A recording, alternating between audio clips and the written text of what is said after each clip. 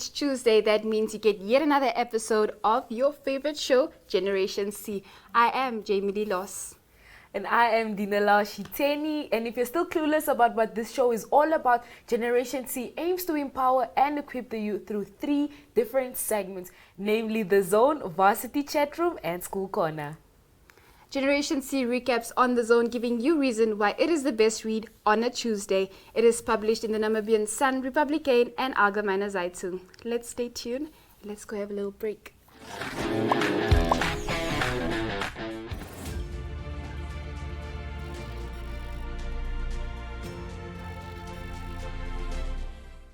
While today in studio, we're joined by Ambicious Lifasi and Peneyambeko Paulus, which are the community representatives and chairperson of the NASC, which stands for Natural and Applied Science Committee at NASC. And they will be here today. We're super excited. But before we get into that interview, let's take a look at our weekly publication. On page 1, we take a look at a profile on Duminga Da, a young politician leading the way for women in politics. Wow. I definitely want to see that video, Dina. I'm looking forward to it. I can't wait to see it. Because who doesn't love a woman in politics? My name is Duminga Ndala. I'm 27 years old. I'm the lead youth commander of the Landless People's Movement Youth Command element. I'm a very energetic lady. I'm passionate about women empowerment and social justice. Fun fact about me is I'm a very good dancer. A lot of people don't know that, but I actually enjoy dancing. And I can't live without internet. I mean, we are living in the 21st century. Who doesn't live without internet? And I love watching a lot of documentaries, particularly when it pertains to political documentaries or just social life. And the greatest thing that most people don't know about me is that I'm a fashionista. I actually love looking and smelling good. Thank you. Okay, now we move on to page 2. We take on the Ministry of Environment, Forestry and Tourism that recently championed a bid for Namibia to host the Africa Youth in Tourism Innovation Summit and challenge for 3 years from 2022 to 2024 in collaboration with Africa Tourism Partners, ATP, and the United Nations World Tourism Organization. Let's have a look. I am very grateful to be amongst you all today, and I'm always delighted to serve when called upon for significant national event. More so in the tourism sector that means so much to employment creation in Namibia. Moreover, I am honored as the office in charge of the Erongo region to firstly welcome you to our region, while not taking the essence away for the main purpose for which we are all gathered here, which is to address you on the occasion of launching of the 4th edition of the Africa Youth in Tourism Innovation Summit and Challenges. The government of the Republic of Namibia, through the Ministry of Environment, Forestry and Tourism, won the bid to host the Africa Youth in Tourism Innovation Summit and Challenge for a 3-year period, which is 2022 to 2024, in collaboration with Africa Tourism Partners and United Nations World Tourism Organization. The event will be hosted in close cooperation with the Ministry of Sports, Youth and National Service, the Ministry of Information and Communication Technology, the Ministry of Higher Education, Technology and Innovation, and the Namibia Tourism Board. The Africa Youth in Tourism Innovation Summit and Challenge is the one and only Pan-African youth and startup in tourism summit on the continent.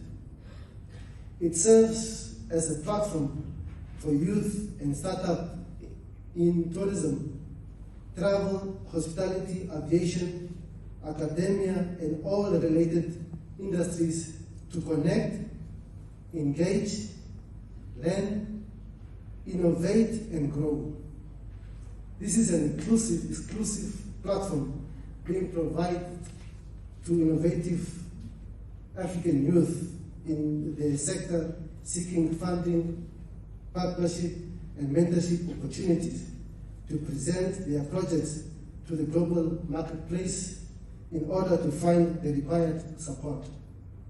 It is also a platform to invite innovative ideas and solutions that goes beyond technology but are related to the travel and tourism industry. We are hosting Discover Namibia Intra-Africa Trade Expo and Business Summit, which is currently taking place, which of course, this event is an extended part of it.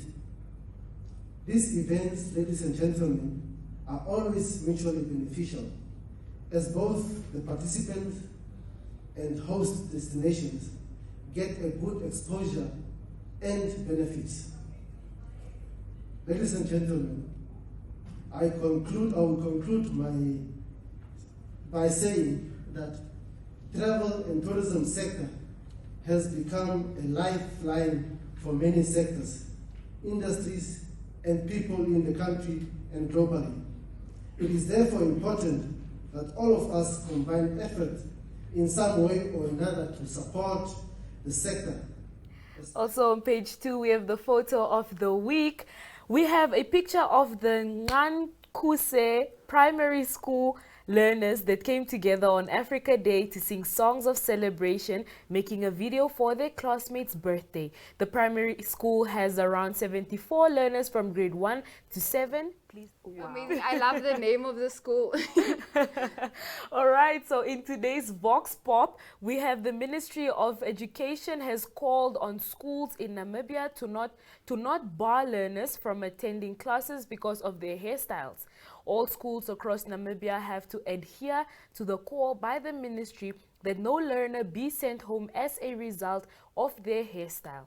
My Zone spoke to learners of Gabriel Tapopi Secondary School in Ongwediva to hear their take. Let's see what they had to say. What's your take on that, Dina? Well, I agree with the ministry. As long as it's not, a crazy hairstyle with color, but I think, yeah. It's okay. Yeah. Okay, let's see what they have to say. I personally believe that learners having their own hairstyles won't interfere with their academic performance as long as the hairstyles are limited. I personally believe that hairstyles should not be allowed at school because this is going to affect the learners in a way that they won't notice. It's totally going to damage their focus towards their education. So, in this case, I think that the rules of the school should remain the same. I believe that learners should come with their own hairstyles to school because it brings out their individuality in them and it makes them look good in school uniform, and basically it just makes everyone looks unique. I reckon learners should be uniform and adhere to the school rules. Rules are meant to bring order, and without them there will be chaos. So learners should just get proper hairstyles that are allowed by the school. I believe that learners shouldn't be allowed to have different hairstyles, especially extensions, because this might put pressures on parents, especially with the fluctuation of prices on goods. All right, so on page 3, we have an article on the University of Science and Technology Student Representative Council hosted a conversation for university students with various panelists with the intention of helping students find greater direction in their future. I feel like we all need some guidance sometimes. Indeed, even we though we do. are studying, Indeed, we do. it's not easy. Well, moving on, or still on page 3, we have an article on an article on the 5th Global Conference on the Elimination of Child Labor. And on page 4, a well-written feature by Jeanette Dirgat on the metaverse. Well, moving on to page 5, we take a look at an Afrikaans article on the Namibian-born and raised musician Garth Prince, who currently resides in Canada.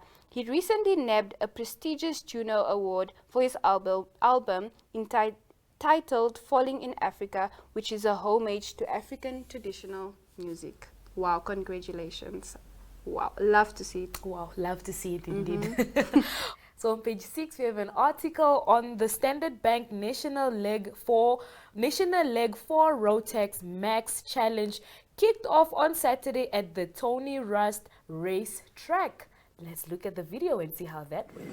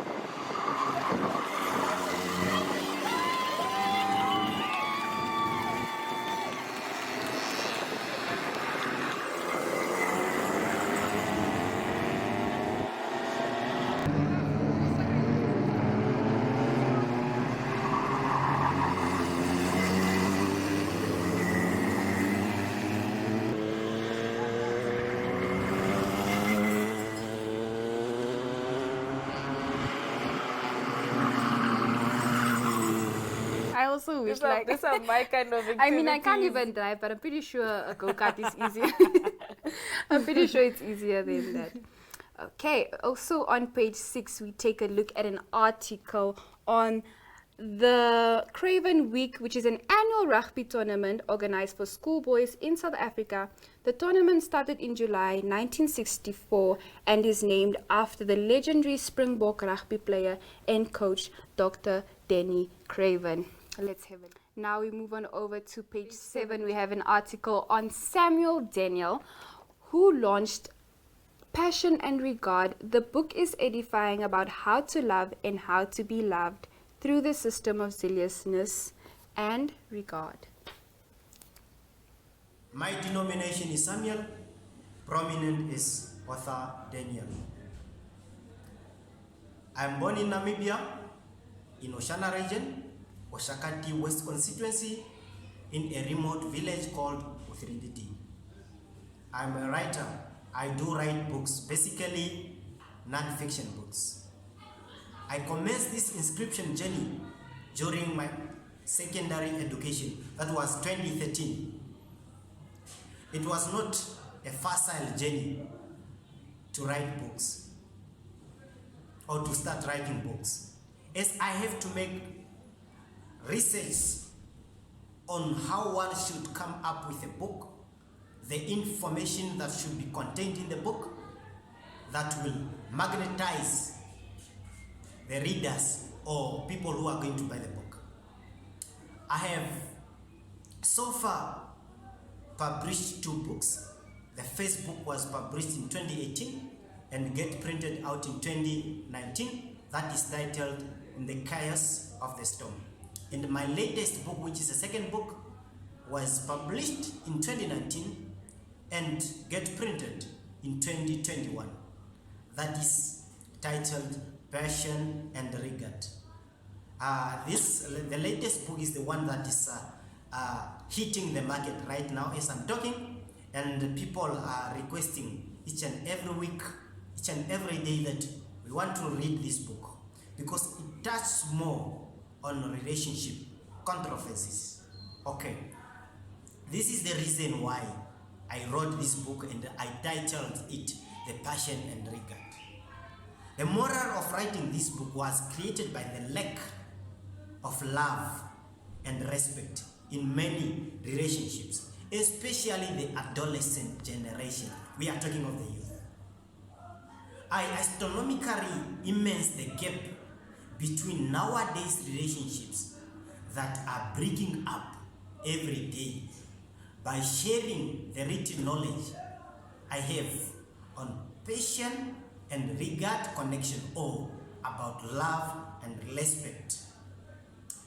Having had witnesses the consequences and lack of love and respect between my parents.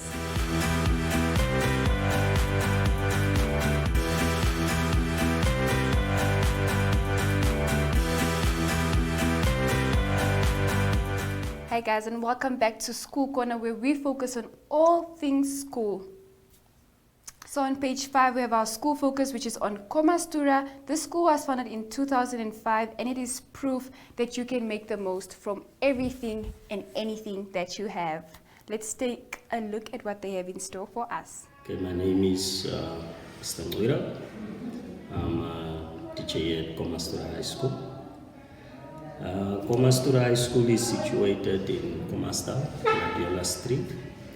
It is positioned just in between 2 historic schools, namely Agustinium Secondary School and Ella Duplessis Secondary School. The school currently has a learner population of about 821 learners. Our current principal is Ms. Amunwe. She has been in office since August 2018.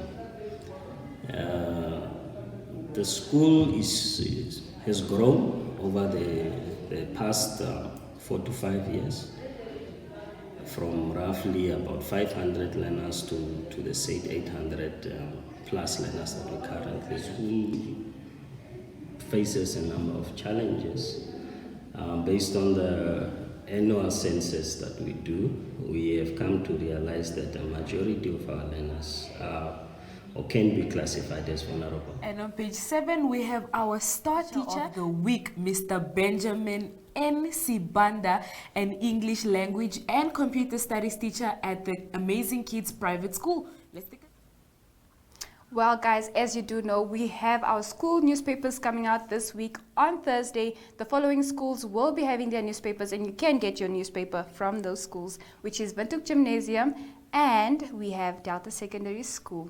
But guys, also don't forget to keep on sending us amazing content. Don't forget.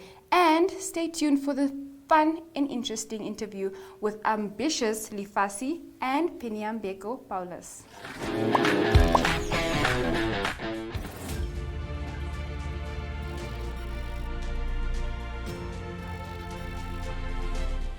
Welcome back, guys. So this is the interview that you have been waiting for. Today in studio, we are joined by Ambicious Lifasi, the chairperson of the NASC committee, and Penny Paulus, the community representative of the NASC committee. Hi, guys. Thank you so much for joining us in studio. How are you guys doing today? Hey, awesome. Thank you. It's a pleasure. So would you guys mind giving us a little introduction of who you are? Right. Introduce yourself, maybe. My name is Ambicious Lifasi. I'm an honors student at the Namibia University of Science and Technology, doing my honors in applied physics. I'm Peneyambeko Paulus, commonly known as Penny, as Dina said, and I'm a third-year chemistry student as well as the community representative of the NASC committee. Right, so Ambitious, tell us, when was the committee founded and why? So initially, the committee was founded in 2015. That's when the natural science course kicked off. So natural sciences is basically an umbrella term for all the science disciplines, which include mathematics, physics, chemistry, and biology. So they have the Natural and Applied Science Committee houses all of them together into one discipline where all of us can just come in and interact. So tell us more about the NASC and what it is all about. So like I said, it's a discipline which includes all the sciences. Right. So basically what we're trying to do right now is to engage the community and our students so that they are aware of what they're actually doing. Because it comes to a point where students are in second year, but they're not familiar with what they're going to major into or what they're minoring into. Okay. So we're trying to take away that void of students not knowing actually what to do, and at the same time make sure they enjoy the course which they're in. As you know, it's university. All of us are still supposed to learn, but at the same time have fun. Yes. All right, so Penny, what are the requirements that one needs to be part of this committee? At first, when we first started, we only allowed the students that are under the Natural and Applied course to join, but then as we did more events, we noticed that people from other departments wanted to join, so we basically made it as any student that is part of the NASC, that is in the NASC student can join the committee. There's a certain fee, of course, which you have to pay for you to join, and after that you become a member, and the rest is direct communication with us. All right. And what are the goals of the NASC? So the goals of the NASC is to basically reintroduce science to NASC itself, because I've noticed over the 3 years that I've been at the university, most people do not know much about the course. You would have to find yourself explaining what you're doing, what you're minoring, what you're majoring. So basically we're going to reintroduce it to NASC and the community at large, Namibia, and also make people know that science is kind of the foundation of every career. So yeah, we're just trying to put it out there, basically. Okay, so guys, what are the future plans of the NASC committee? The future plans of the NASC committee is to engage with the working environment, which is companies that kind of cater to our modules, our modules, our courses, which is now the chemistry students, biology students, mathematics students, and physics students. So we're going to kind of create a space where the working department and the students can come together, interact, maybe come for seminars, bring the science fair back. There's so much in store, and we're just ready to bring it out there. Just maybe to add on that, we're trying to bring what we say science and entrepreneurship together. Yeah. So we're trying to expose the students as to when you're doing science, it's not just you being in the lab, in a lab coat, or being in the library. You get to communicate with people who are outside, and you get to see exactly firsthand what science has to offer. Yes. So One more final word. We also plan to going to more media outlets. So we plan on having interviews with other media outlets. So if you have more questions for us, of course, you can reach us personally on either our Instagram pages or just our contacts, which are that are under the NASC. Yes. My Instagram personally, you can contact me at penny.lavey, and my president here. The Nobel merchant. Yes. Okay. All right, guys. So we've come to the end of your interview. Thank you so much for joining us in studio. It was lovely. Thank you for hosting us. All right, guys. We have come to the end of the interview. Next up, we have Varsity Chat Room.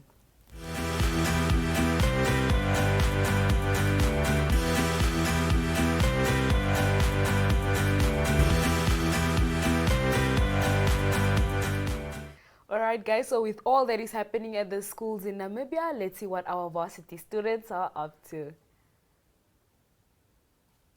So on page 8, we have an article on how NANSO condemns oppression of Eswatini student leaders. This week we focus on Janae Blom. She's an inspiring occupational therapist here in Namibia, and she's currently doing her first year at the University of Namibia. Well, unfortunately, guys, all good things do come to an end, and Dina and I are super sad to be leaving you. But you know what? You can catch us next week, Tuesday, same time, same place. I hate goodbyes, but sure, guys, next week, Tuesday, same time, same place. Bye.